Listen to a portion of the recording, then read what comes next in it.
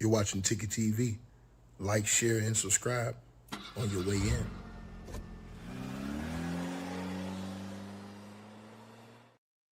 Sorry to keep everybody waiting, man. I apologize on that. Like, share, and subscribe as y'all tap on in, man. Appreciate all y'all, man, that came through and was showing love to the channel today, man. All the donations, man, Cash App, PayPal, Venmo, man, are truly, truly appreciated, man. And I salute all of y'all. If y'all ever want to support, the link is in the chat room. Is there in the chat? Y'all see it right there. In the live chat and in the comments at the top. Look, man, this thing don't gotten all the way out of control, man. Your man's he went off in court today, bro. This is all going bad for him, bro. Keefe D went off on the judge today. He went off on the judge, and he went off on the entire courtroom today. Keefe D was 100% heated, and Keefe D has told the judge that they have put his family's life in danger, and that he is in fear. His family is in fear of their lives, and that he say is wrong what they doing. And the prosecution went back at Keefe D and said, "Oh, you just mad because we got you on trial for murder?" Oh my God, bro, this shit is finna get heated, bro. It's finna get. And then today they double back with some more heat today, man. You got Diddy, people from Diddy's team coming out saying he ain't got nothing to do with nothing. He don't know nothing. He ain't got nothing to do with nothing.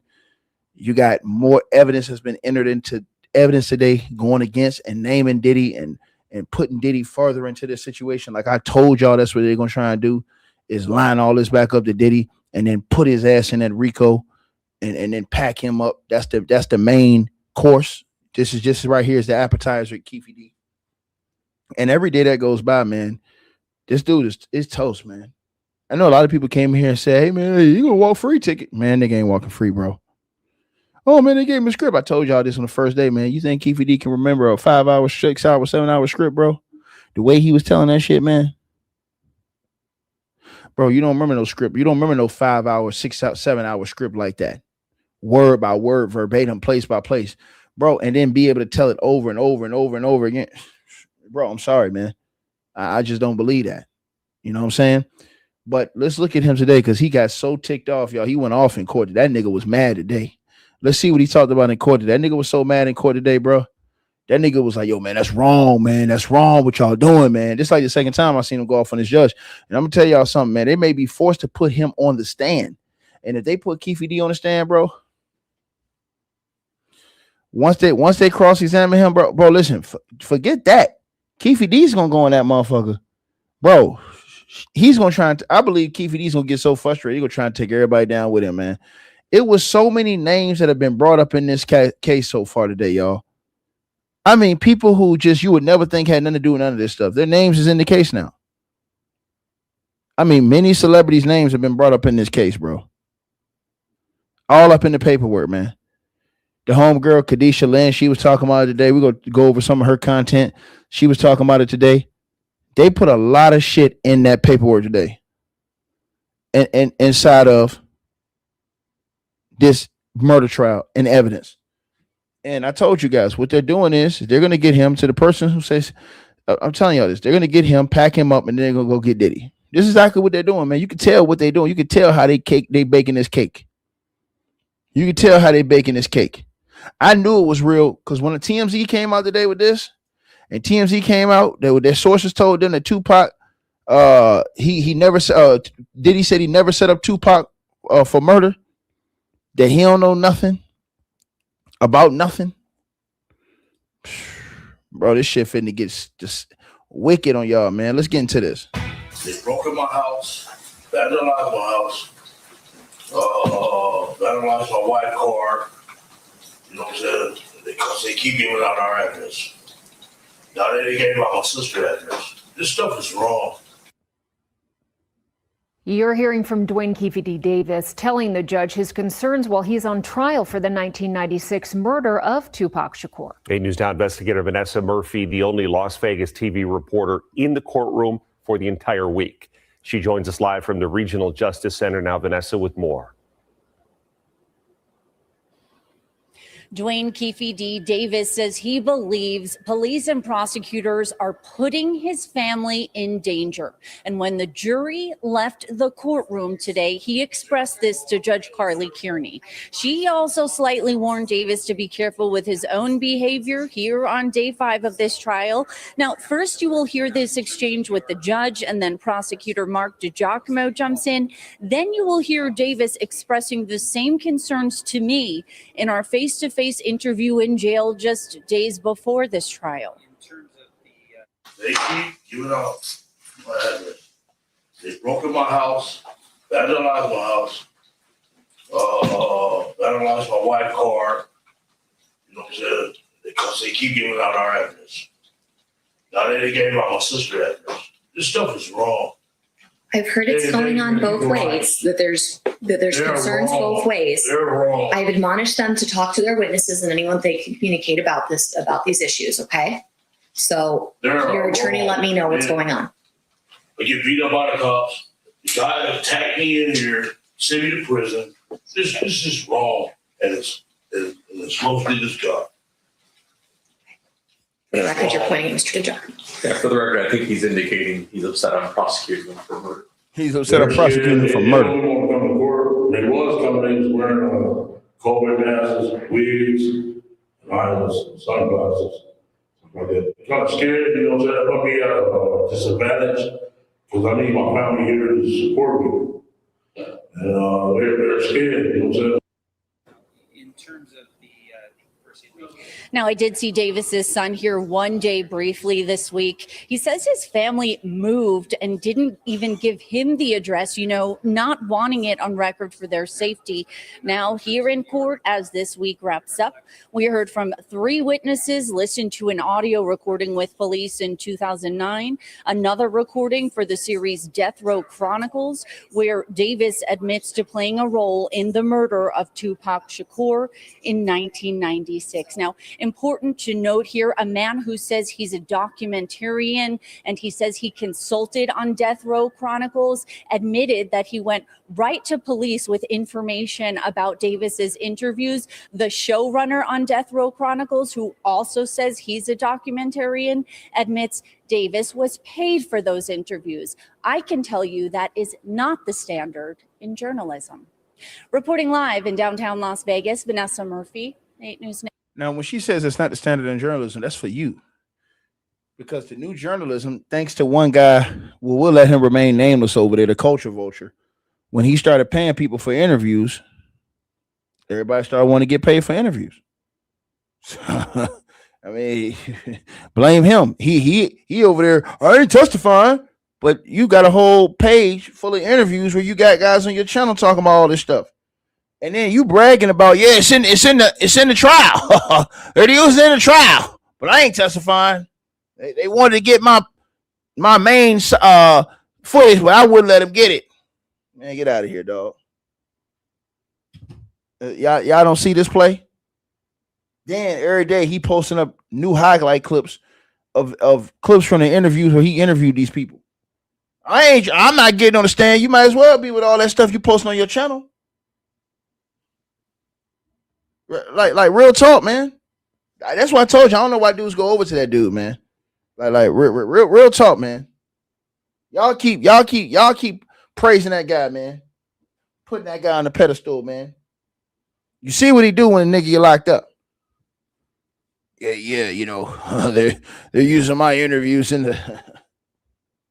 He acting like he solved the case.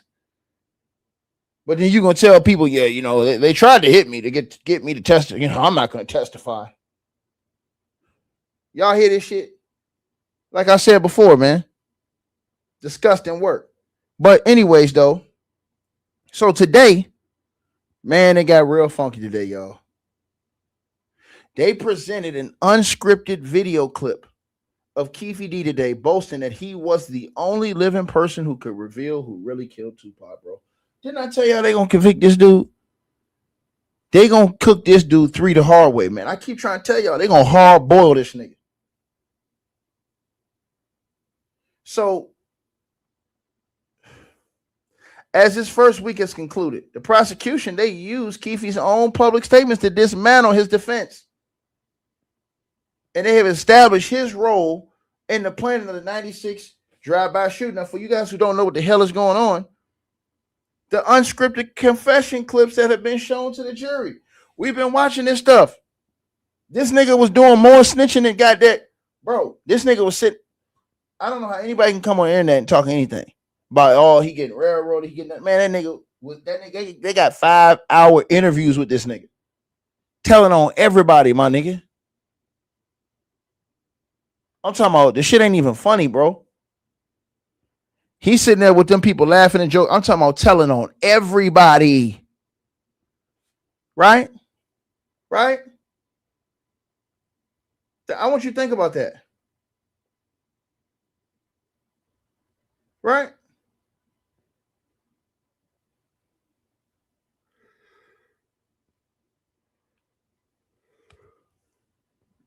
Remember this. Right? This man,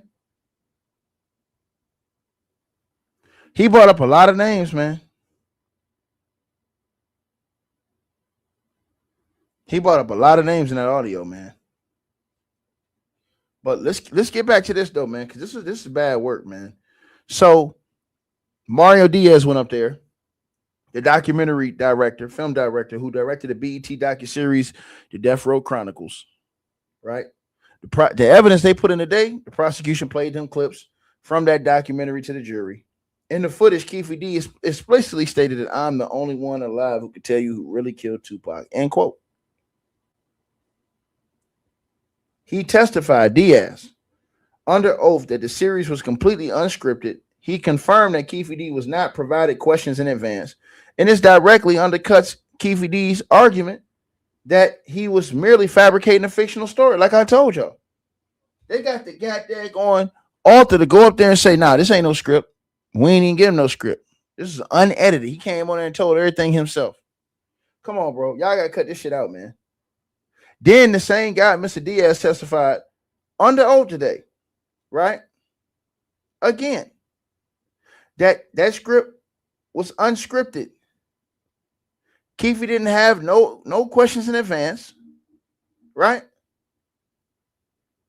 It's just sad, man.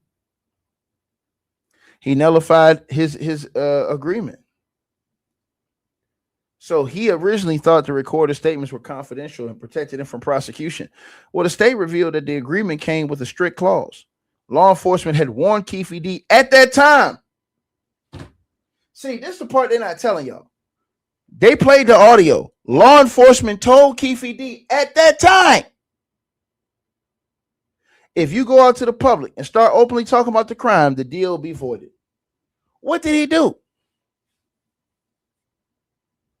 I heard him on that audio telling dude too. They kept telling him in the audio, yo, Keefe, you know what this is, right? You can't make this shit up. Now he's talking about, hey, man, I'm afraid for my family, man. They're wrong, man. I'm like, dude, you set up here the host. Lord Jesus, man.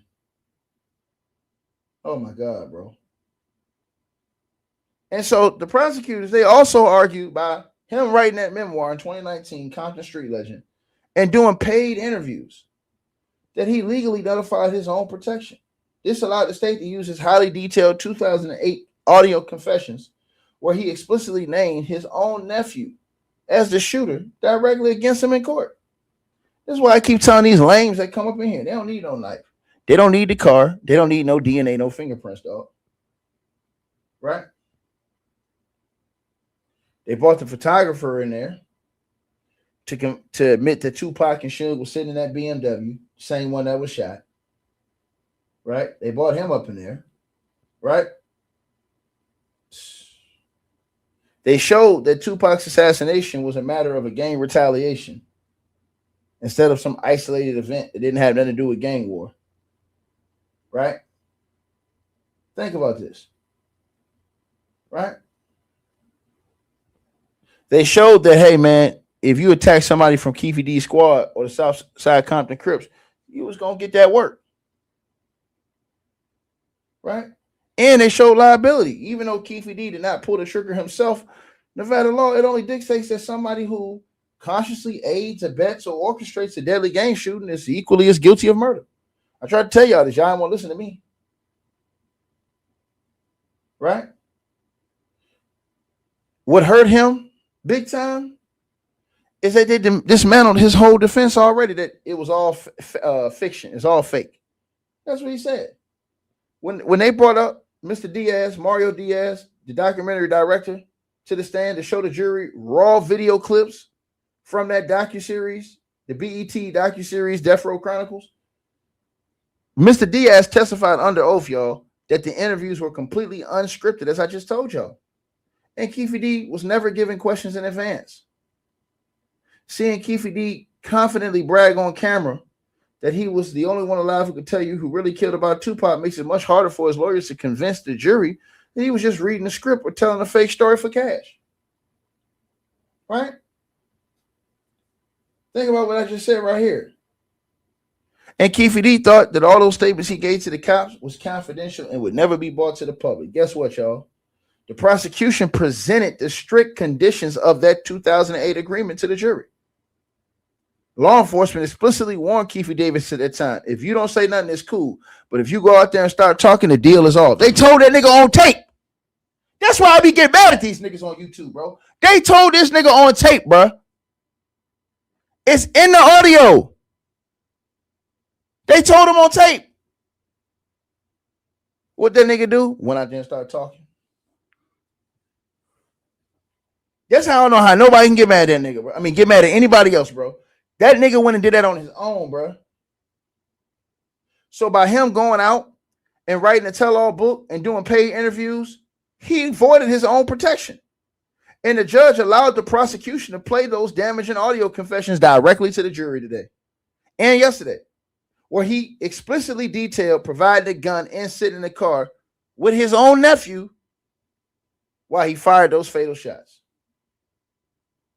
Think about this. Right? Nigga had an emotional outburst today. Y'all seen it? I just showed y'all. This is wrong, man. Right? And this can affect how the jury see him. Real talk. They're gonna tell the judge he was deeply frustrated and was upset because of his family safety. Do he not know what he did to all them other people that he was telling on? Come on, man. Y'all had dudes in here taking up for this cat. Hey, Ticket Man. Bro, you ain't gonna, bro, this nigga, ain't nobody told that nigga to go say nothing, bro. He the whole reason why we here. By himself. Right? And now he don't got Diddy lined up. I don't told y'all, he don't got Diddy lined up in this whole thing. Right? Straight up. By them introducing Keefe D's old confessions and the cop going up there saying what he said, man, they don't put this shit on the public record in a murder trial. Right? And they getting law enforcement to validate that shit under oath. And they're verifying a timeline where Diddy financed, allegedly, the assassination. I try to tell y'all this. So now you got legal experts saying, hey, man, they're going to go after Diddy, bro. Trying to tell y'all, legal experts are saying this shit. Y'all niggas, everybody on the internet thought I was talking shit. I came on here and I told all these niggas first. Everybody listen to the comment section. Y'all niggas know I ain't lying, bro. I told all y'all niggas this shit first. Now they want to go on the internet and take everything I told y'all first. All the news publications. Look at this shit, y'all. Look at this shit. All the news publications want to take all the shit I told y'all, and now they want to take it to the news. Nigga, I've been told y'all this shit from day one. I told y'all what they was gonna do. I told y'all the cake been baked. Them niggas like, nah, Ticket, I don't say, nigga, you don't see it, nigga. You must be Ray Charles, nigga. That nigga talking about somebody capping. There ain't nobody capping, nigga. I'm not stupid. You think, let me say something to y'all. You think they hype all this shit up again just to get Keefe D, nigga? Get off your rocker, nigga. They hype this shit up again because they going knee deep. They got this shit set up perfect. They got Diddy in prison right now. He can't go nowhere. They got Diddy in prison right now. He can't go nowhere. right? He ain't going nowhere. And just before this trial started, it looked like when Diddy was getting ready to get out, then all of a sudden he get into a fight, get thrown in a hole, and his time get pushed all the way back again. Think about that. So he can't go nowhere. By the time this trial over, they're gonna have enough time to set up a whole new case on that nigga. Do y'all not see this shit? This is what I be trying to tell nigga. Nigga come on the internet, want to argue with a nigga and shit. Now it's all over the news. And now these niggas come out here saying the shit I've been told y'all because they all listen to me. All of them listen to me. Right? I told y'all, look, Dwayne Keefe D trial is putting renewed scrutiny on allegations in a 2008 police interview that Combs offered $1 million to kill the rapper, which Combs has vehemently denied. Could Diddy Combs potentially face murder charges in Tupac Shakur case? This in People. This is all over the news now, right? This is all over the news, right? Look at this. Legal expert Nima Rami explains why charging Combs could be possible. Now she's talking about it's difficult. Yeah, it's difficult if Keefe D's not convicted. If Keefe D's convicted, it ain't gonna be difficult. It ain't gonna be difficult because Keefe D's not gonna try and do life in prison. See, you saying that now because they ain't finished rolling out all the evidence. When they finish rolling out all this evidence, y'all finna see what time it is. Right? Think about this, y'all. Read this right here. It says Combs, and I quote, could theoretically be charged for Tupac's death even if he was nowhere near Vegas or touched a murder weapon. Right? Nevada allows someone to be prosecuted if he personally commits the crime or if he counsels, encourages, hires, commands, induces, or otherwise procures someone else to do so. They can go get Diddy just for that. He ain't even had to be in Vegas. I bet that nigga, bro, this ain't even, that's a state charge. That's not even a fair charge. They can hit Diddy on a state charge, put him in prison for life. These niggas don't even want to listen though, bro. This is sad shit. You be telling me, hey man, they ain't got no money, they ain't got no nigga. All they need is circumstantial evidence and witness testimony, nigga. Credible eyewitness testimony. Come on, bro. They already got Keefe D on tapes. When they convict Keefe D, now that puts all that into the files. That puts all that into the case files. This is what you be trying to tell niggas when you be like cooking on these niggas, man. And niggas don't know what the hell they be talking about. Just coming on here, just running their mouth. I stir fry these niggas. I stir fry them. Right? They got this nigga Keefe D on tape, y'all. In the tapes. Y'all. In those tapes. Keefe D. In those tapes, you guys. Keefe D.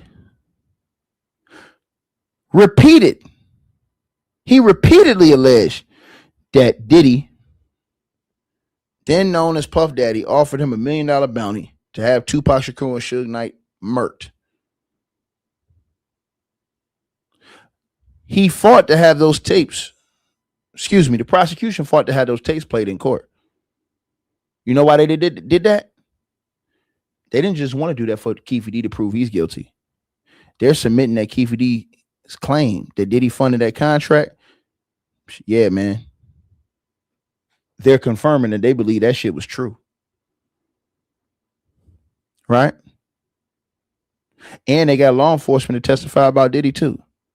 They called former FBI agent Darren Dupree up there and others as well to the stand. And he described, Darren Dupree went up there and told everybody. He described Diddy's alleged role to the jury, explaining how Keefe D told a federal task force that Diddy owed him money for the hit. Bro, it's over with, bro.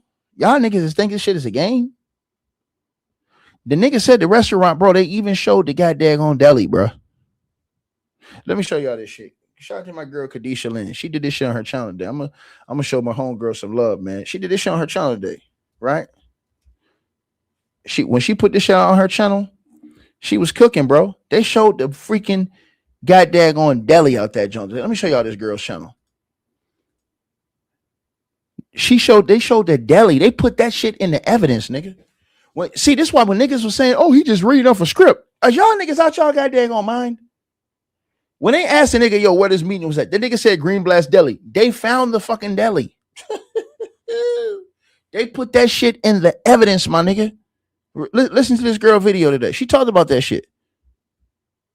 we're hearing of more interviews that Keefe did while they were making the documentary for Greg Kading's murder rap. On top of all of this, they were making connections with Keefe, Zip, and Diddy. Not Greg Kading that we have on the stand, but it's Mike Dorsey, the film producer of Greg Kading's documentary. Mike said that Greg Kading gave him access to the Tupac and the Biggie case files to do his investigation while creating this documentary. And according to Mike, he said that supposedly Diddy's attorney had sent a note after this documentary came out to Apple TV and demanded them to take this down, saying it was defamatory. And they gave Apple TV 5 days, but they never took it down and they didn't hear about it again. They talk about their investigation, how they found the Greenblatts, that Keefe said he had the conversation with Diddy with that $1 million hit on Tupac. And they entered this part into evidence. They entered that shit in evidence. They entered the goddamn deli. Y'all niggas saying this shit is a game. When y'all talking about, oh, he read off a script, nigga. He was, man, come on, my nigga. You can't be that goddamn smart. This man, they entered. When he said that shit in the tapes, they went and got the goddamn, they went to go look up the information he said to confirm that this shit was true and went and found the fucking deli. Smash the like button, y'all. You cannot make this up. When I seen they went and got the deli, I said, yeah, he cooked. That nigga cooked, bro. They put the deli in the evidence just to show that nigga wasn't capping. Why y'all think they keep doing this? If they wasn't trying to get, they wouldn't keep focusing on Diddy.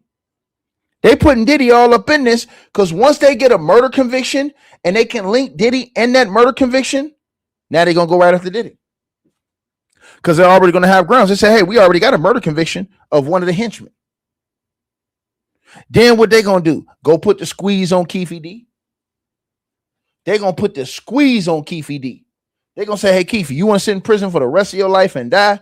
Or you want to come up here and roll on Diddy? And we'll let you walk in like 2 or 3 years. Watch, that's what they're going to do. What you think that nigga going to do? That nigga going to go that bitch sound like Barry White. Yeah, Barry White. I'm Barry White. And I have a deep voice. And I know what it is. And I know that nigga did it. He paid me. Yeah, that's what he gonna do. I keep trying to tell y'all this, man. Y'all niggas think it's a game, nigga. Them people gonna put that nigga in the goddamn, they gonna put him in the Cobra clutch. Straight up. Put that nigga in the Boston Crab, nigga. Make him tap out. Right there in the courtroom. On interrogation, whatever one y'all want. Y'all think it's a game? That's why they went and packed him on first. If they get the underdog first, they're going to get the big dog. Straight up. Now, it's better if you got multiple witnesses saying this. They already got his tapes, so they ain't even going to need Keefe D. They already have him jammed up on a murder trial. Once his tapes go into evidence and they use all this shit, bro, that's why they put in the deli all this shit in the evidence, bro. So when they come back and get your boy Diddy, they going to say, hey, we've already got a murder conviction off this right now. This is already entered in the evidence, and we've already got a murder conviction. So they're going to say, hey, man, the jury already believe all the evidence that we already displayed. Look at this shit, y'all. Evidence. And then Mike Diddy with that $1 million hit on Tupac. And they entered this part into evidence. And then Mike testifies about the relationship between Diddy and Zip Martin. He claimed that during their investigation, they were able to find out that Zip was close to Diddy's dad, who was an alleged dealer. That's another thing. They don't listen to what else she said. They don't already show this shit. This is the thing that's gonna fuck Diddy. Diddy can't even walk in the courtroom and say he don't know him. They don't got pictures with the nigga. He can't even walk in the courtroom and say, nah, I don't know him. They got Keefe D on tape telling all this shit, bro. Line by line. So that now that this nigga's on tape, bro, they don't enter this shit in the evidence, my nigga. I'm trying to tell. I don't know why people came here arguing with me about this shit. Hey, man, Ticket, man, you don't know what you're talking about, man. He gonna walk, nigga. Yeah, he ain't gonna walk. He ain't gonna walk right back there to the cell, nigga. an alleged dealer back in the investigation. They were able to find out that Zip was close to Diddy's dad, who was an alleged dealer back in the day who got offed because he was allegedly a snitch. And Mike testified that Zip was always like a mentor to Diddy, and there was even rumors that had went around that Zip might have been sleeping with Diddy's mom. Also talk about a friend of Diddy's named D-Rock that said in a proffer that Zip Martin was actually the godfather of Biggie and Faith's son. Let me tell you, Murder Rap literally put all of these different connections together about Biggie, Zip, Diddy, Zip. They've been doing it even after this documentary, and they went into this documentation by Faith Evans, and it said that Biggie and Faith met Zip through Diddy. And also, Biggie's mother talked about Faith being picked up at LAX by Zip. And also, Zip Martin's name pops up in the cover sheet inside the CD for Biggie's album Life After Death. Show all Hear this them shit. talk about this on the stand, where Zip is under the spiritual advisor. And also, Eric Zip Martin was on the list for Biggie's funeral, literally. Look at this. They got all this shit in the evidence, man. That's crazy, bro. Y'all niggas thought it was a game? Y'all niggas thought it was a game? They put all that shit in the evidence, man. They don't link all this shit together. I don't told y'all this. So now that they link all this together and they put this in the evidence, once they get that conviction on Keefe D, they're gonna go right get Diddy. Watch what I tell you. Y'all niggas think I'm playing. I guarantee you they've already been working on this shit behind the scenes.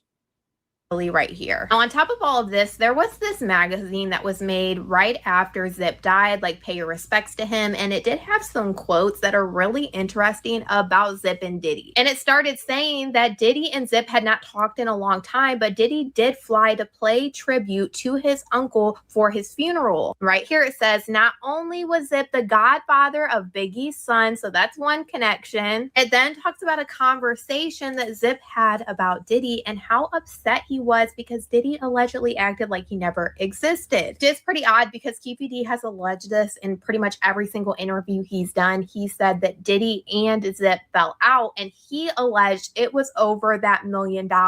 Anyways, it said one evening at Zip Code, which is the club that Zip owned, and that's where Keefe D thinks that the $1 million went. It said Zip bitterly complained about how Puffy had stabbed him in the back for no apparent reason, just abandoned him, kicked him to the curb, as if Puff suddenly got Alzheimer's. Zip told whoever is speaking to him in this directly, look, you came all the way from California, 3,000 miles. You made it a point to stop by and see me.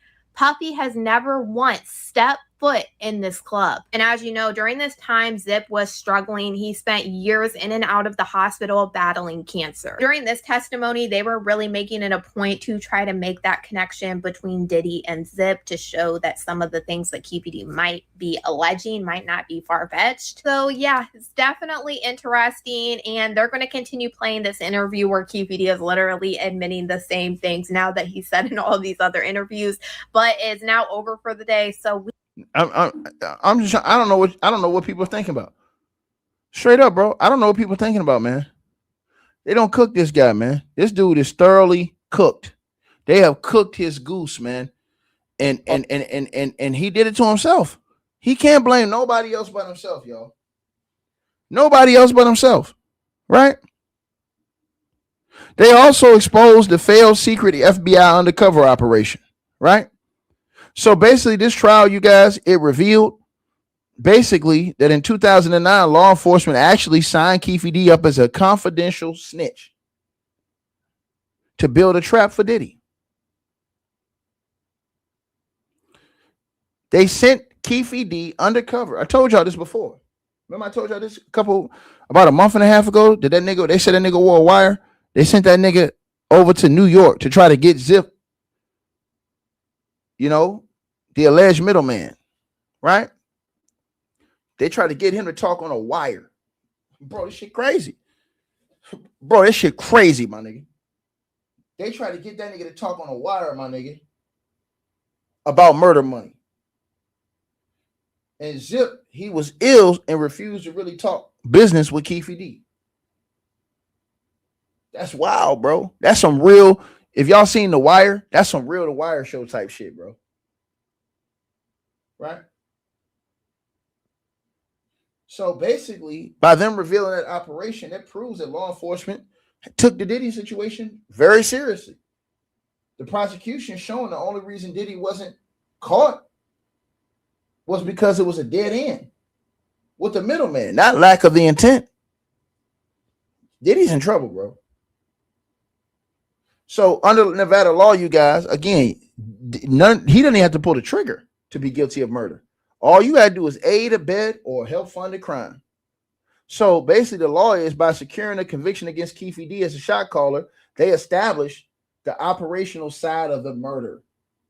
So basically, the setup would be if Keefe D is locked away for orchestrating the hit, prosecutors can then use the same exact logic against Diddy. Period. They can find new witnesses to back up Keefe D claims that Diddy provided financial motive, which I already told y'all. Who's gonna do it? I guarantee. I put in my money. That nigga Kirk Burrows going that jump. Shit, that nigga gonna be. They can't live to my last day. When Kirk Burrows walk in there and lay the smack down, heard around the world. Trying to tell y'all this shit, man. Right? Real talk, man. Diddy could be legally charged as a co-conspirator to murder, face life in prison, right there in Nevada. All they gotta do is get y'all boy to go up in there. Kirk Burrows. Think about that. If they would have went after Kirk Burrows before, Diddy might have already got jammed up. They went after the wrong person. They went after Zip. Remember, Kirk's name never came up before. He was always in the cut. Now, his name in the forefront. Why? Because he claimed Diddy shit on him, treated him like shit. He claims Diddy stole his part of the company and everything. Humiliated him, all kind of shit. All worded him and shit. Made him give him dome and all kind of shit. Come on, man. That's crazy. So, bro, I always tell you, man, how you treat people. Shit always come back to you in life. Right? Right? So here's the things they could try to add in a RICO against Diddy. Murder for hire. I already told y'all that. Under federal law, the murder and murder for hire are primary predicate acts and qualifying crimes used to prove a RICO enterprise. Right? So basically, the prosecution of prosecutors, they would introduce Keefe D's detailed police statements, all the shit that's getting put in court right now, alleging that Diddy offered that $1 million contract to have Tupac and Suge killed. And if Keefe D gets convicted in this case right here, I'm trying to tell y'all niggas this. I don't know why niggas don't want to listen to me, bro. This shit coming right from the Department of Justice. Hold on, I want to show y'all this. Right from the Department of Justice website, y'all. I like niggas be coming on here arguing with me, and I be stir frying them niggas every day. I be stir frying these niggas every day, bro. This shit don't even be fair, y'all. How I be stir frying. Hey, come on here, don't even know what they talking about. Hey, man, dude, man, because see, I don't really think. Nigga, because you ain't got no brains, nigga. The cake been baked. Cake been baked, Wody. The cake been baked. It ain't my fault you can't properly think. That's your fault. That's on you, dog. You need to get your mind right to be able to process information better. That's your fault. You take 30 hours to process information. I don't need all that time. See that right there on your screen?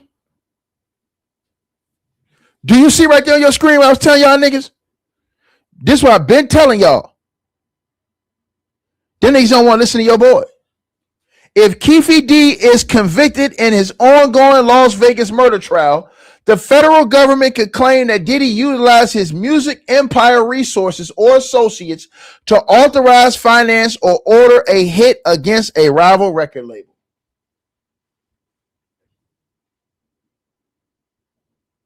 Y'all niggas want to stop playing with me, nigga? I told y'all, when they didn't get John Gotti the first time, what they do with John Gotti, y'all? They kept going after him until they put him in prison, and John Gotti died in prison. John Gotti was beating the feds every time. 1 time, 2 times, 3 times, 4 times. So the person said no proof. Nigga, they got proof right now. What are you talking about? They ain't got no proof. Don't y'all, let me tell y'all something. A nigga think proof had to be a receipt, had to be a gun, had to be fingerprints. Y'all niggas don't have no brains. Don't you know that proof is eyewitness testimony? Don't you know that proof is circumstantial evidence and witness testimony? What's wrong with these niggas?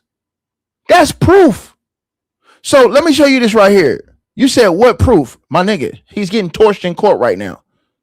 Did you not just see what I showed you, my nigga? When they asked him, yo, where y'all meet at? He showed them the deli. They went and actually found a deli. They put that in evidence, nigga. They put a lot of this shit in evidence. They got gang members who go up there and say, yeah, it was a war. It was between us and us. They got gang members who go up there and say, yeah, it was a fight. It was a guy named Trayvon Lane or Trevor Lane. They talked about all that shit. All that shit Keefe was saying, they have got people to corroborate all different parts of the story. What are you talking about? Use your brains, brother. Y'all niggas, I think y'all just want to be like acting like that, bro. I don't even think y'all niggas like be trying to be like, you know what I'm saying, on some real shit. Y'all just be wanting to be like be dumbed down and stuff, man. That shit's sad, man. That nigga told on himself, and they gonna bake this cake on his ass. They gonna cook his ass, nigga. Straight up. Right? So that's the murder for hire right there. Then they gonna come with this nigga on the narco trafficking and illegal narcotics distribution. How do I know? Remember the cop already came out and said, yeah, we already knew that Bad Boy and what you call it was funded with drug money. He said he already knew that. The cop went on the stand and said that. Right? So the RICO charges, you guys, they were originally invented to dismantle organizations funded by illegal markets. So basically, federal authorities will look into the tie of the origins of the business empire to illegal drug sales.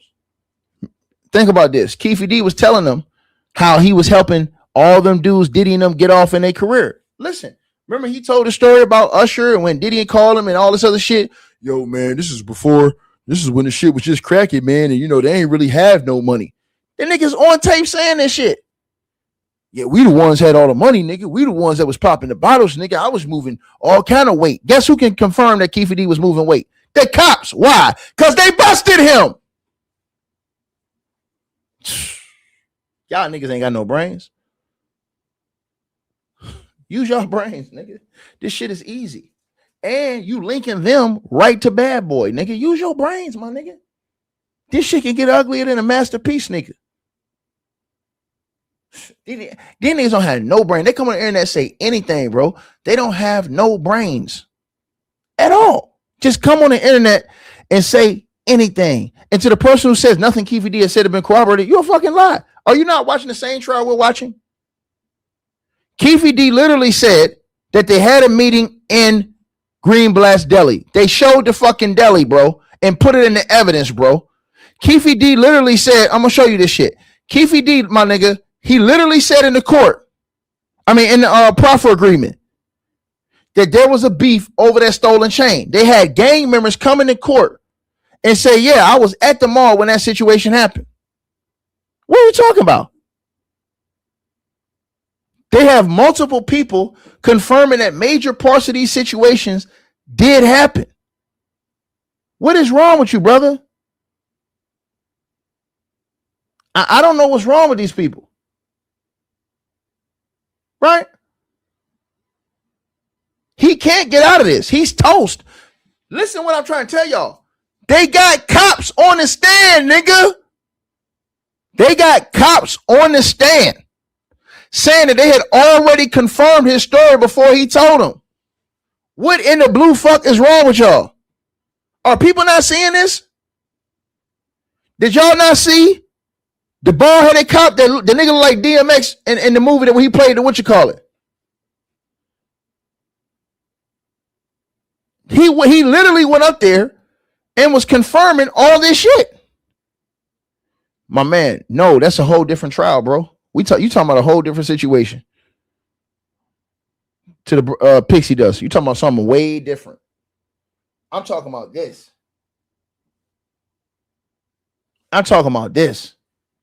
And that's why I be trying to tell y'all, man, people don't be having no brains, man. I be trying to tell y'all this, man. And they got so many rats. Bro, bro, listen, how do y'all think most cases get made? They get made off rats. To the person who says they haven't confirmed nothing, brother, you a fucking lie. Are something wrong with you, my brother? No disrespect, brother. You said you're not watching the wrong thing. They have not confirmed anything. Are you out your mind? We're going to come back to the RICO. We're going to come back to that. We're going to come back to that, right? I want to put this to you. Because since you said that, I'm happy you said that, brother. Now I'm fit to torture you. This dude right here. Hold on, let me get him back in the chat.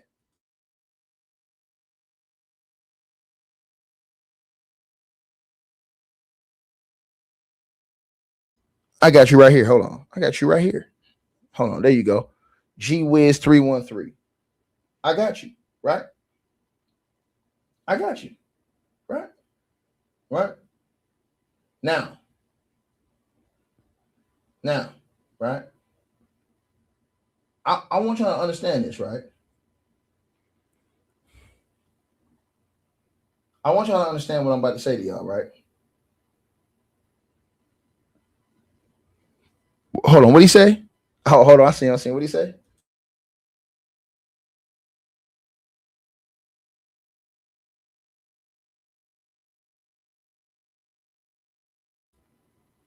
Yeah. I see him, y'all. Hold on, I see him. I'm gonna get him. I'm trying to get him back. I'm trying to make sure he don't get out of here. Hold on. He said, okay, y'all can see this on the screen, this comment. He says, you watching the wrong thing. They have not confirmed anything in the Davis trial. Nothing. What the fuck is wrong with this guy? So let's go through this real quick, because I'm going to stir fry you, nigga. The first thing they confirmed, sir. Here's the first thing they confirmed, G-Wiz.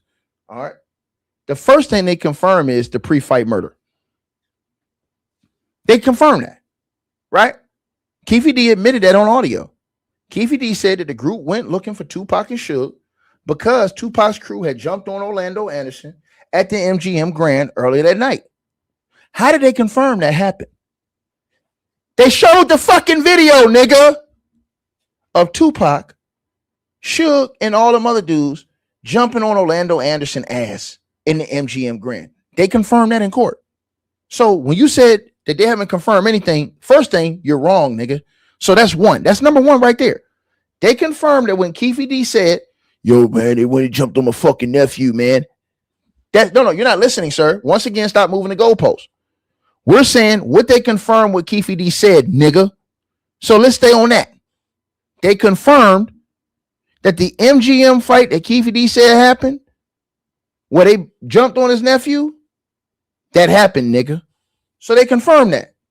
Let's talk about this now, right? Let's talk about this, right? Right? They also confirmed, right?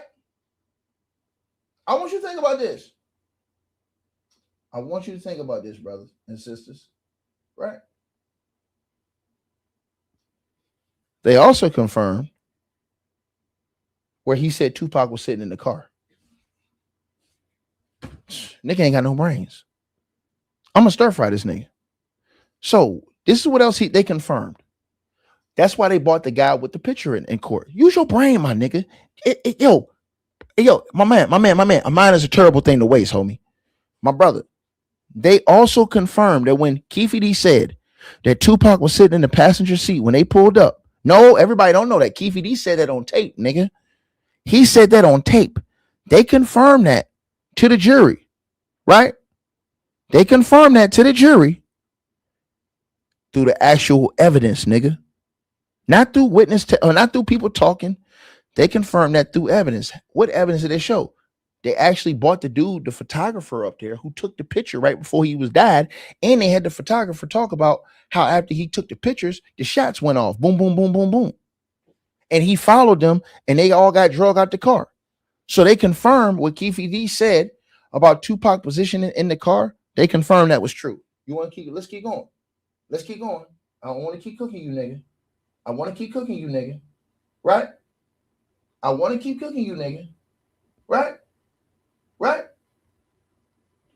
They also confirmed the source of the murder weapon. So Keefe D in his audio, he confessed to the cops, I should say, that he coordinated who secured the pistol that was used in the hit from a Harlem gangster who they call Zip. Right? Now think about this, y'all. How did they confirm that? They brought the cop in there, the LAPD detective Darren Dupree. They put him on the stand, y'all. The bald-headed black dude, right? Well, he went in there, and they entered this into evidence that in 2008, in that federal proffer agreement, right, with Keefe D, they proved that he willingly sat down with them to provide those specific operational details that he claimed they already had evidence on. And you know how they claim that? Because Keefe D said in the video, yo, when I went in there, they already had the shit all up on the board, nigga. I was like, damn. This is exactly what he said. When I went in there, they had the whole drawn up on the board exactly where we were sitting. He said, I was like, damn, they do this shit to fuck with your mind.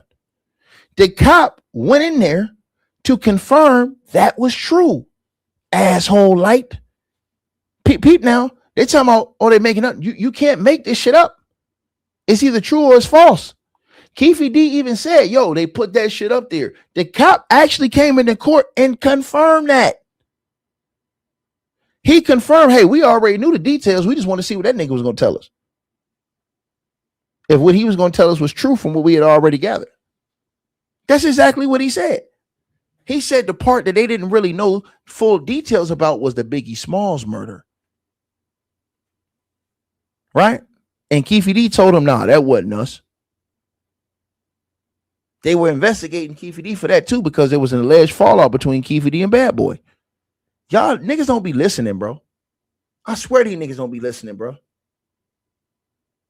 I could keep going on. They also proved that the fight happened in Lakewood Mall before the whole Orlando situation happened in the MGM Grand. How did they prove that? Nigga, they got a fucking Compton Crip that's from Keefe D crew to go into court, get on the stand and testify that he was present at that fight, nigga. The fuck is wrong with you? And when the death row chain got snatched off the nigga, use your brains. So when you say, hey, they haven't violated anything, nigga, they've proven all these things already. And I ain't even finished. I could keep stir frying your ass, but I don't want to waste my time cooking you, nigga, because you easy work. A caveman can do it. This is what happens when you talk to people who brains don't process on the same level, man. They don't process information on the same level, bro. If you ain't no real thinker, you can't get in the room and talk with me, dog. Because you don't know what you're talking about. I laugh at you, bro. Straight up, man. So let's go back to what the Rico was talking about. The second thing they're going to do is they're going to jam that nigga up on the drugs. All this shit going on to the Rico, right? So the narco trafficking, illegal narcotics distribution. Why you think they was telling and putting in the court? Yeah, we caught that nigga with a gallon of PCP. They said that in open court and put that in the evidence, what they caught Keefe D with. Keefe D was running around here bragging like he was goddamn Pablo Escobar. Yo, man, my shit was smooth, dude. Before I met him, man, nigga, I was getting like 300 keys, man. Nigga, we had all the money, nigga. They ain't had no money, nigga. Nigga, we was popping the bottles, nigga. That's exactly what he said. Keefe D has also admitted that, bro, yo, man, I let them niggas use my whips. Shit, I told that nigga, you got to pay me back, nigga. So basically, in that Rico situation, the feds, they're going to look at the ties, the origins of the business empire for Bad Boy. And they're going to try to tie that to illegal drug sales. Right? With who, y'all? Who you think? And during the federal raids on Diddy's properties, the investigators, they already reportedly seized illegal narcotics along with unsealed supplies. Right? Think about that. That was on the other raid. The prosecution, they can claim that, hey, man, Bad Boy Records was originally built and supported by drug trafficking. And they use illicit funds to bankroll their business enterprise, pay off street enforcement, and secure industry dominance. Who comes into play with this? Who comes into play with this, y'all? Why y'all think they keep saying in the court, yo, man, Zip was a big time drug dealer? Come on, man. Y'all niggas stop this shit, man. Peep game now. Peep everything I'm telling y'all niggas, bro. Peep everything I'm telling y'all niggas. They keep saying all this shit in court for a reason, bro. But we ain't even gonna go there. Let's go to the other part. This is a dude right here that's gonna get that knows all the books. Kirk Burrows. Kirk Burrows was there from day one. He know all the books. He know how they got money in, how they got money out. Y'all niggas crazy as hell. When they ask Kirk Burrows how Bad Boy was started, they gonna get all that shit in the trial. I'm telling y'all this. Nigga come on the internet, they don't listen. Shit sad, man.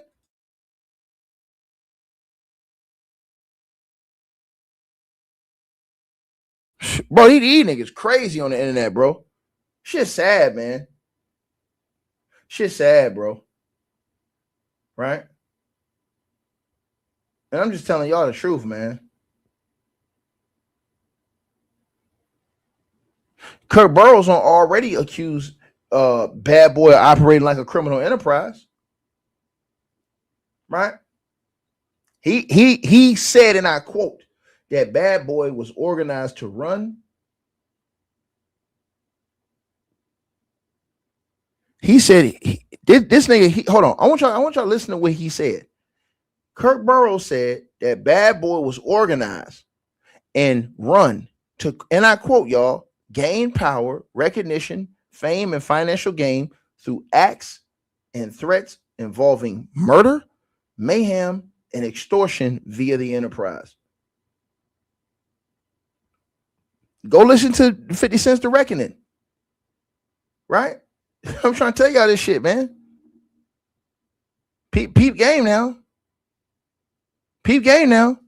So when they get him in there and they ask him, hey man, was people like funding was this dude dealing drugs? All they gotta do is link certain people they think was dealing drugs that was helping fund their company. That's it. Bro, y'all, I don't think y'all niggas understand this. Right?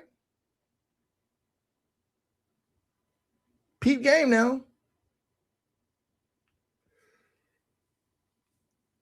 And the cop, the black cop, he literally went into court and said, yeah, we already know that.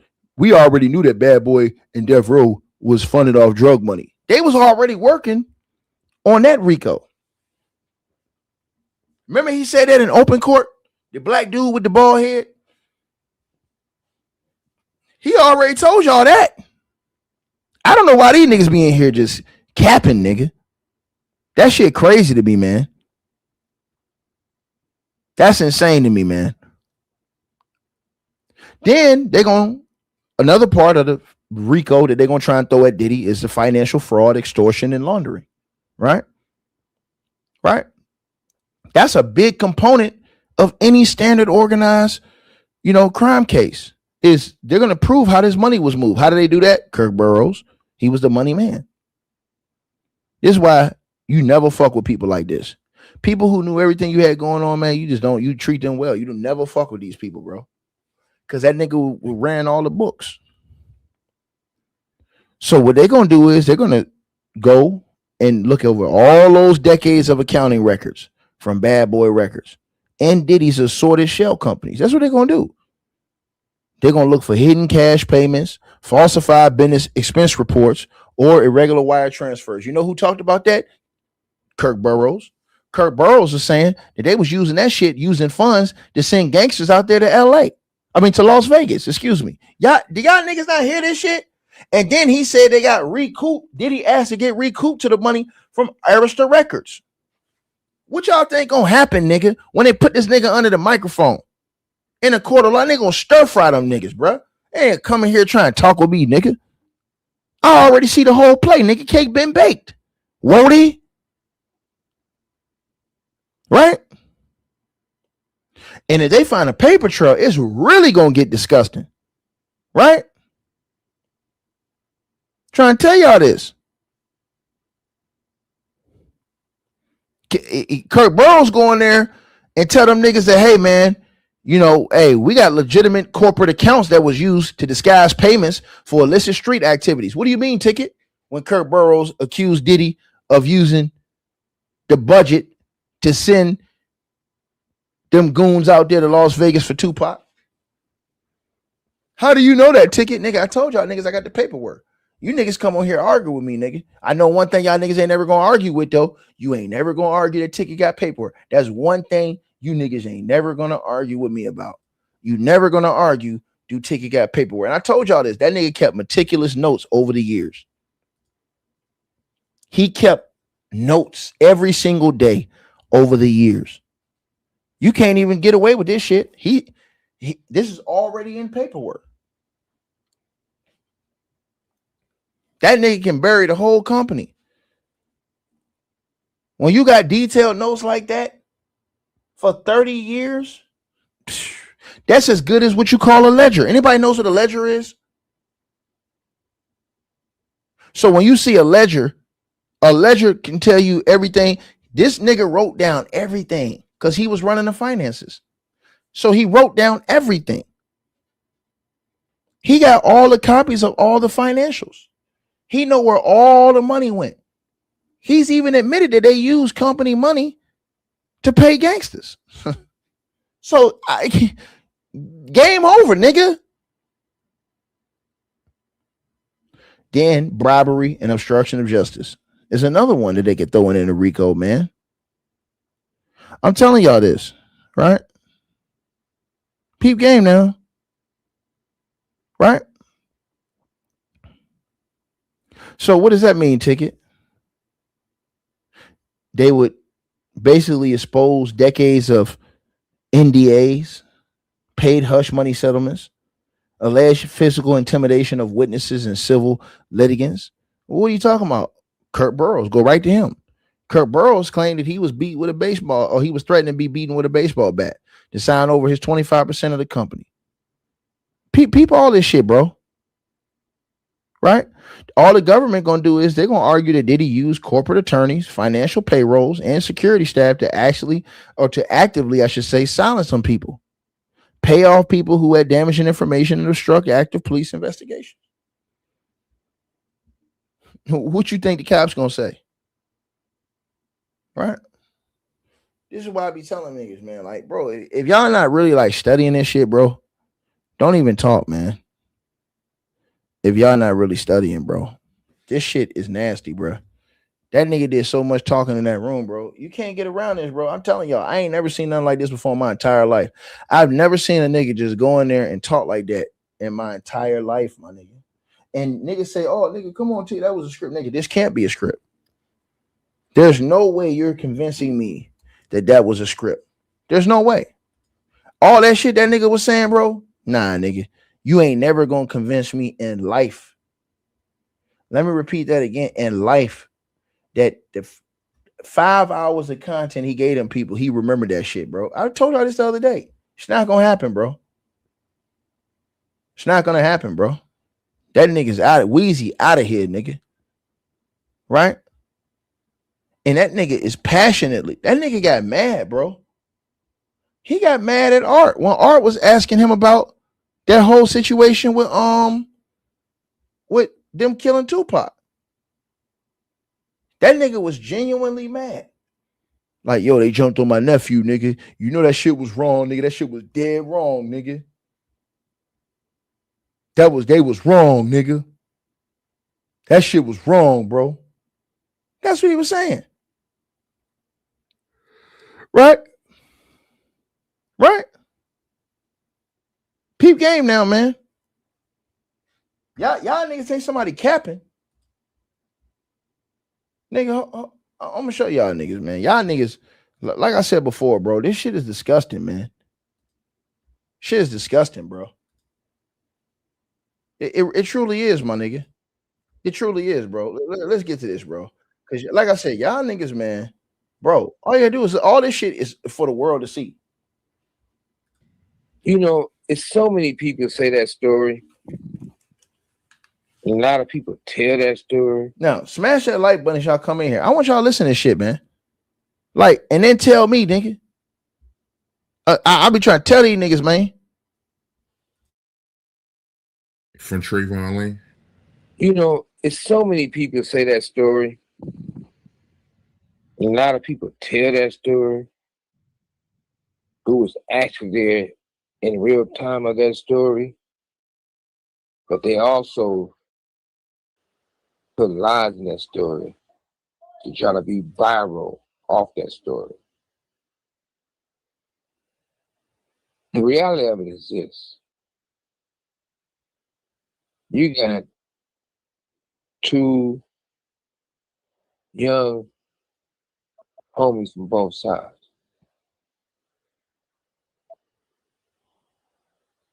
Anytime they see each other and they know each other, it's going to be some type of activities.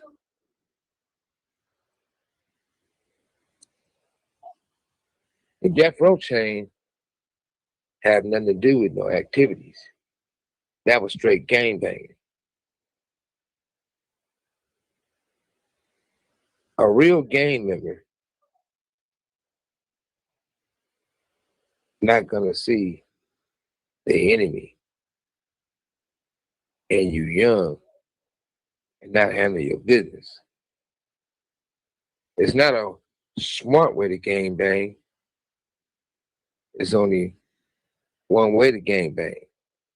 You ain't giving a fuck. So that's like two pit bulls. They don't know each other. When they see each other, they locking up. They was locking up like pit bulls, but it went behind death row, went behind no death row chain, and it went behind Tupac. Out the three niggas there, the three homies there, it was only one person have a death row chain. Now it might be somebody have a death row chain now. They got that death row chain, one of those fake chains that came from Snoop and Duper. Because you gotta remember one thing. Everybody didn't get a death row chain, and everybody didn't get an MOB ring. But it was only one person who had that.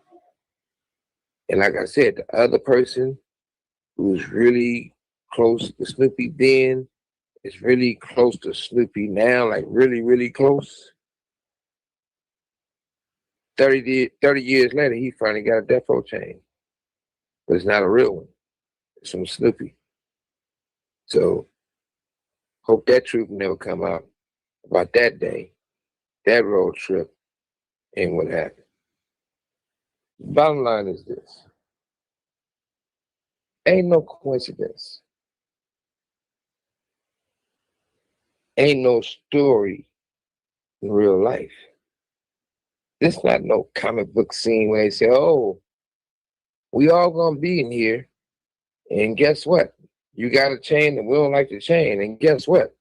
You got into it at the mall with one of the homies, and guess what? Pac, go get them. Didn't happen like that. Never happened like that. But what did happen? The situation was already understood, paid for, and a lot of motherfuckers was bought. That's like everybody said, well, it can't be. People love Pac. People love me. Think about one thing. 30 pieces of silver, Judas took to sell out Jesus, to torture him on the cross. It took. Normally I wouldn't speak on this shit, but they already spoke on this shit. They already said this shit, and you already know this shit. At the end of the day, when you take Puffy in Compton with the Southside Crips saying they want to give him $1 million to kill me and Pop. When you got a guy named James, he's not Bunchy's real brother, but he act like he's Bunchy's brother. Living in the Southside Crip neighborhood, You ain't doing no mobbing, no Paru, living in the Southside Crip neighborhood. Your word has been compromised, but it was thought out. They picked the right person. This person started off as little Mackie ass kitchen crip. This person, bitch, his baby mama is a Southside Crip. This person knew. They all told on him later. He told on himself later. He admitted, I seen Puffy telling Keefe D and them he'd give him $1 million to kill us. That's James' words. Rat James, that's his words. Now, he didn't tell not one of us. He claims he worked for me, never worked for me. But he never had a death row chain. He never had an MOB ring. He never went anywhere with us. But he knew this. And you say Bunchy's your brother? You know where I'm at. Bunchy at. You've been jealous of Bunchy for a long time. It shows because you didn't even tell him. You at least said, they got $1 million to kill Suge and Tupac. You're going to be with Suge and Tupac no matter what. Watch your back. They're going to be shooting. He never said that to no one. Okay. Now, a certain older officer and a younger officer, they doing security. Their words is that they wanted to talk to me about me bringing them on for security. I never said I wanted to do security. I had Danny Sneed. He brought them on. But their words is that they had me meet them in a place they was comfortable with, in the Southside Crip neighborhood. That was both of the police said. Once again, Southside Crips and them. If LAPD there, sheriff's off-duty police officer there, how is it these guys is by the fight but don't have a ticket to go to the fight? Why is it Frank lies and says Baby Lane, who is Lando Anderson, tried to take Tupac chain when he was walking through the MGM to go to the fight? So he come back the next day, even though it's been said before, but he comes back the next day and said, I got to tell you guys something before we start. They said, you know you sworn in the office? Yes. Yesterday I lied when I said that guy tried to take Tupac's chain. They said, well, why would you lie? He said, because the head security told him to lie. Now, when you look at all the boxes to be checked, he ends up on Puffy's desk, security desk, Brad James' desk, some of the homies who were bought out desks. It wasn't no fight over a chain. Matter of fact, I didn't never find all the real pieces until I paroled from prison and had a conversation with Keefe D face to face. I kept a skybox. At that time, it was a Staples Center. I'm at the game. I smoke cigars. I'm smoking in my skybox. I walk out, I got bitches in my skybox. I'm getting sexual activities in my skybox, but there's no restroom in your skybox. I walk out, wash my dick in the sink, come back out. I see Keefe D. Keefe D eyes lit up like he was a deer. Been knowing Keefe D. We did play on the same Pop Warner football team. But I never had nothing bad against Keefe D. I never had bad intentions towards Keefe D. Truth be told, and I'm not even motherfucking clowning, I always thought Keefe D was slow. I used to think Keefe D was mentally slow. Cause he talked that like this. He used to talk slow. So I was like, damn, this motherfucker had, even when we was kids, I was like, I know this motherfucker ride on a yellow bus with the helmet. If you ever listen to him talk, you ain't been it before. Don't he sound slow when you talk to him? So they picked the right motherfucker to cross up. He's slow. The Cricket Police, Puffy, and the rest of them took advantage of Keefe D. Keefe D is slow. If his lawyer has any sense, they'll be having that motherfucker as a mental patient, EOP, on the stand, right? So Keefe D is slow. So when I talked to Keefe D, he said, "Good." Like, I'm like, what? He said, man, I didn't have nothing. He said, we did not have nothing to do with Buntry. He said, I know that's your raw dog. We didn't have nothing to do with Buntry getting killed. That ain't on us. I tell Keefe D, I'm like, shit. If I thought you had something to do with Buntry, I'll be on you right now. It won't be no conversation to be talking about. Yeah, I know. Right? So I said, but now I felt like I could drag him and be handcuffs and get a parole violation, or I can have a better conversation in the restroom with him. But he said, I ain't going to the restroom. We can talk right here. All right. So I felt that's the opportunity that I would never get in life to hear from his mouth.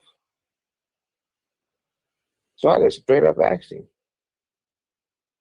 shit, I'm arrogant and cocky.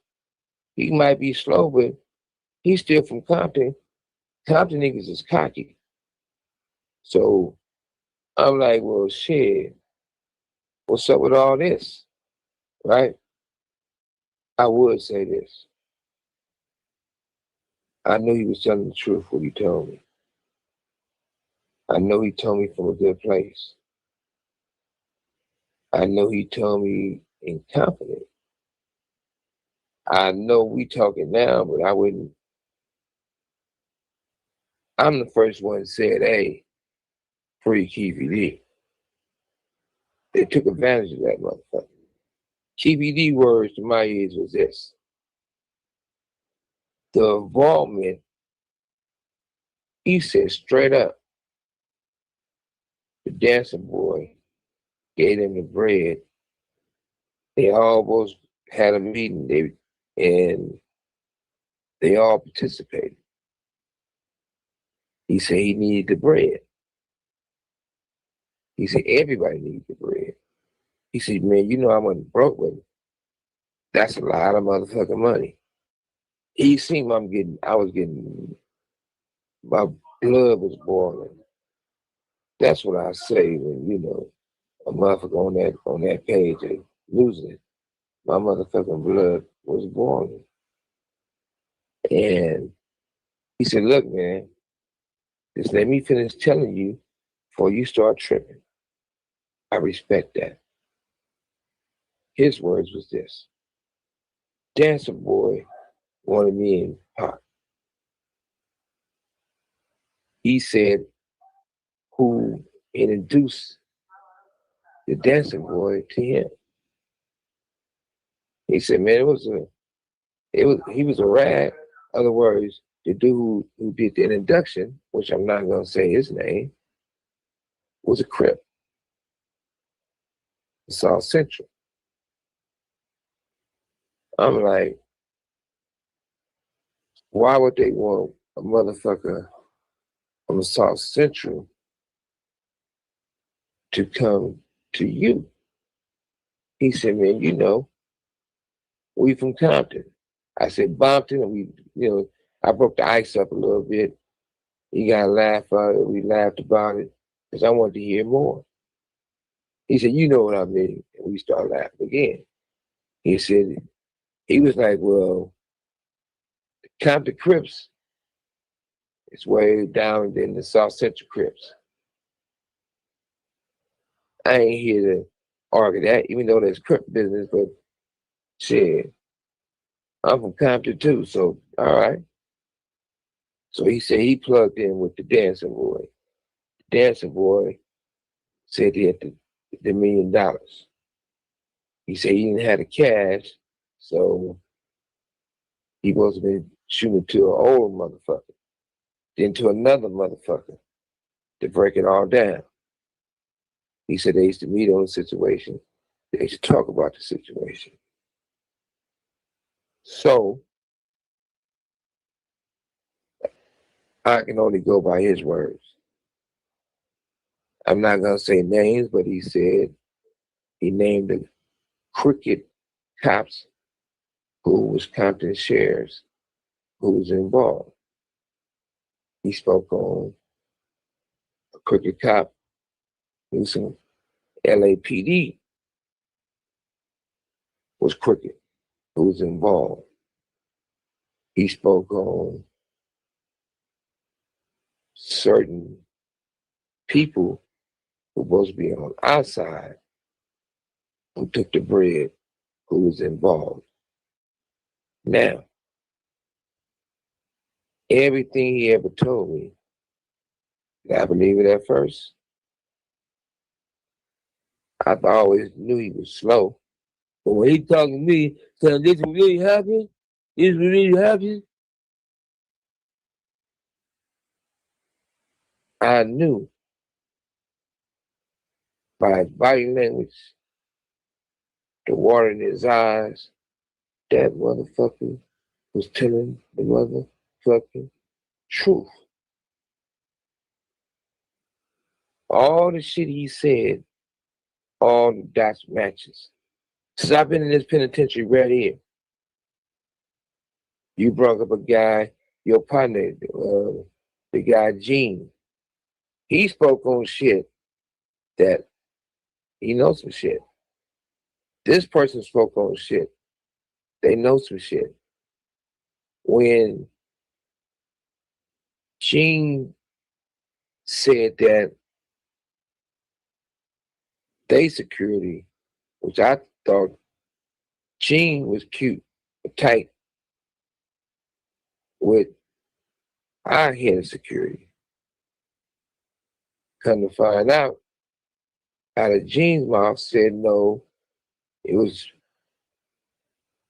the dancing boy head of security. I guess the dude's name was Paul or whatever his name was, who was tight with our head of security. At the end of the day, it was a great plan. At the end of the day, when Pac reacted the way he reacted, that fucked up the plan. When we left the MGM and you see us all walking out, before we get to my house, we go across the street to the Lexor. There was a gang of Crip motherfuckers standing in front of the Lexor. Keefe basically said they had a conversation with head of security, everybody, they knew that even though we're gonna be at the house, me and Pac gonna have suites at the Lexor and the homies. I had never seen none of these Crip dudes stay at the Lexor. So we went over there and was getting at them like shit. After the shit happened inside the MGM, we went straight to the Lexor, not straight to my house. We went straight to the Lexor because as we passing by, we see all these Crip dudes over there. So what's better the way to deal with the situation now than later? We all was aggressive and we was more aggressive. But the burden was on them. They homies just got beat up. So if anybody want to do something, get back, it was right then and there. And what that's one group of Crips, there's a lot of group of Crips. They didn't want to deal with the situation. So you can't say they happen to see us and they want to deal with the situation when you had a better opportunity to deal with that situation in front of the Lexor. According to him, everybody knew we was going to be at the Lexor because of Crooked Cop. Nevertheless, according to Frank, when we leaving my house, they know the first thing I tell Frank bitch ass, do you need an extra one? Because it's going to be some activities tonight. That's like I told Pop. I said, hey, motherfucker, you didn't beat up a real game ever. He knew that. That's why we went to Lexor and we popped out. Like, shit, the challenge is on. Let's get this shit out the way. Nobody wanted to get it out the way. So when we at the house, I said, hey, Pop was pumped up. He's like, yeah, all those crickets out there, we ain't even that deep. We on some mob shit. They didn't want to do nothing. I said, hey, don't think they're not going to want to strike. I said, but the strike has already been paid for. Because we already knew what the play was. At least we heard what the play was. So I tell Frank, motherfucker, you got your burner on you? He said, yeah, we got another one for you. Pop's like, man, why don't you grab one of the K's? He didn't grab no K. He didn't take the extra burner. He didn't even have his burner. Now, I was so aggressive on the motherfucker by telling these motherfuckers to bring more security for Pop. We don't need no motherfucking 12 off-duty police officers in front of my motherfucking club doing valet and all that bullshit. Fuck that club. That motherfucker can burn down. So what? As long as Pac all right. We was late because they never showed up. Pac and myself was gonna go pick up Run DMC. That night at my club, Club 662, was East Coast night. Every other night, all West Coast performing. That particular night was East Coast night. And who can get the club going, perform all their motherfucking hits in Run DMC. And I paid them in full to come.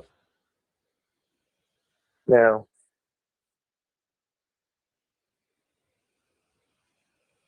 Pop supposed to have been in the Lexus.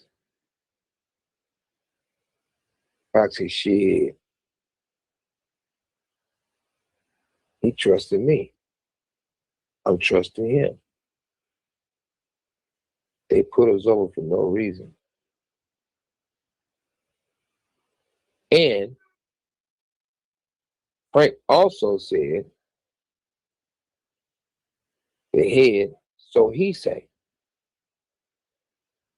of security, kept telling him, let me know exactly when y'all leaving. Let me know exactly where y'all at. Let me know what street you're on before you get close. I didn't find out till later. Because if you'd have told me that, what the fuck a motherfucker want to know every move we making, every step we making, and how it's lined it up. Unless what we know now, it was bought and paid for. Now, for a fact, they did take advantage of Keefe D. Keefe D is slow. That's a dumb motherfucker. I always said that. I always thought that. He probably got some pictures right now, first day of school, getting on that yellow bus with that yellow helmet on. But at the same time, what he got the game by lying to me. At the same time, how is it that Keefe D knew so much? At the same time, Keefe D even, I wouldn't give a fuck. I thought Keefe D, I said, now I know you're lying, motherfucker. I ain't gonna believe shit you saying. When Keefe D told me that Snoopy was involved with the downfall of the ship, I never believed it until I heard it from his own mouth, on his own conversation, with his own recording. And I always say this, I would never let no one hear those tapes. He would be somewhere sitting down. I know a lot of times, and you said you was gonna ask me before, you was like, hey, Snoopy did a song talking about you, a diss song. And I gave you a cool, positive answer. Because I felt I've been loyal to him. I still owe some loyalty to him. And I really want to know why. When I am getting in trouble, why would you cross us? Then one day, Legend, which is my son, asked me. And it was like similar to what you was talking about. And this one I know that I'm definitely fucking up, going backwards. He said, Dad, that motherfucker Snoop did a song talking about you, dissing you. So you know what, son? People can say what they want to say. I said, but power is calm. It's not like water. It's not, it's calm. I said, fear is loud and talking and crazy. I feel Snoop is showing out fear. I said, but whenever the opportunity comes and when I'm home and we're in the same room, because we're going to be in the same room sooner or later. I said, I'm just going to ask him, hey, rap that song for me that you was talking about. And I said, as he rapping it to me, I'll be doing the beat. My son was like, Legend's like, Dad, you really gonna let him rap for you? And he diss you? And you gonna do the beat? See, I'm gonna do the beat. So I'm gonna beat his motherfucking ass. That's what I'm gonna do. And but getting back to the conversation with Keefe D, I actually have a lot of respect for Keefe D for telling me that. Now, okay, I said Keefe D wrong. Yeah, he still got that coming when time presents itself. But I don't want to see him wash away and end up in prison where somebody somewhere gonna make him a pin cushion, right? But he didn't have to tell me what he told me. I also had the opportunity. Another motherfucker kept against me. I was going down Los Angeles. It's a car lot called Dream Motors. They sell Benzes and BMWs and all kind of shit. By the way, if y'all listen to Dream Motors, run me that bread for those cars I took up there and you never paid me for them. You work one of the bitches. Anyway, I see this person and I didn't pull in Dream Motors. I went all the way around, came back through the alley. When I came through the alley, I parked in the alley. When I walked up on this dude, he turned around. You know the old saying, ain't no fun if the rabbit got the gun. And we had a conversation. I got the utmost respect for this dude. This dude that moved on. Rest in peace to the homie. This dude is not from LA. He's from the East Coast. He said, man, this should look. I don't got no gun in the car. I don't got no gun on me. And I think you got the advantage right now. He said, man, I'm sick. I got cancer.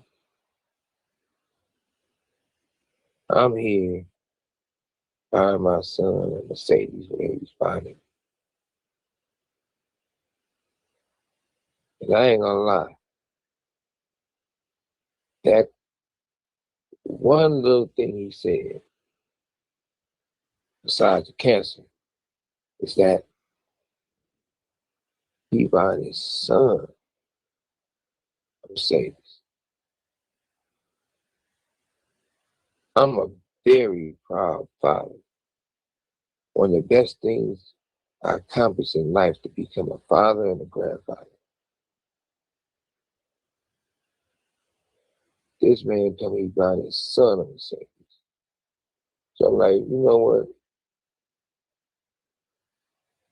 Put my shirt down, basically, you know? Say, man, I hope you beat your cancer. And he told me the whole play.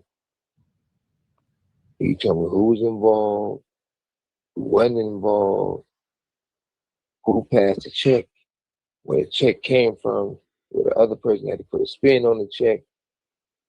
And he the reason that is short. Not gonna say his name. Not gonna. Like, give me like 5 seconds. I said, I won't be the one to spill his grave. But what he did say is the whole play. In that play, every person name we've been talking about, every name everybody's been talking about is involved in that play. That play cost me freedom, money, companies, damn near my life. And it ultimately, it cost Tupac his life. Just like the head of security got Keefe D the book deal. Got Keefe D on the controversial guy, whose name Glad, whatever, who talks to everybody, with the guy with the nice daughters. Glad, whatever. You got him on that show. So now, the man who everybody says super duper involved, well, I ain't talking about super duper the rapper, I'm talking about super involved in the assassination of Tupac. Good Morning America say that. And I got a bullet inched into my skull. Why would you help this man if you supposed to hate this man because you say his involvement with the assassination of Tupac? Make it make sense. Because the way the dots connected, the way the pieces of that puzzle done. We see a clear picture. But what I would say, it's going to be a very interesting day in court. What I would say, Keefe D fell back for a little bit because he was being greedy. He thought he was going to get out of prison, get out of jail, and charge those niggas money for the rest of their life. He said he was going to always make sure Puffy break bread. But now I guess the walls are closing in. He know he ain't getting out. He gonna fight with the truth. Or we'll be in handcuffs. Who's going to prison? Who's gonna survive in prison? I never rolled it up. And I can say that with the truth. Let's see. How many of you security motherfuckers, how many of you fat, lazy motherfuckers roll the fuck up when you going to sit somewhere for the murder of Tupac? Don't you know? Motherfuckers clap their hands and they think they see Pac. Pac got soldiers all over the world. High places, low places, prison cells, prison yards. Pac said, how long will you mourn me? I said, how long would y'all last? Don't be stupid, stupid.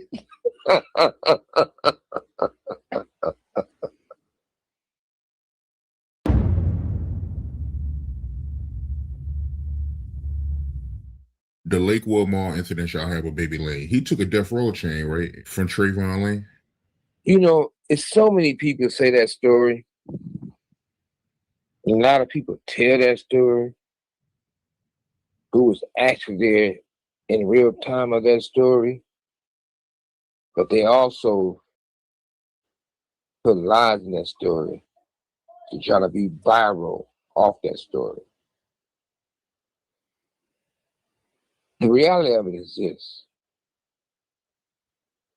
You got two young homies from both sides.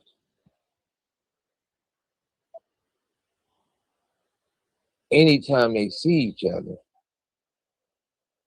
and they know each other, it's going to be some type of activities.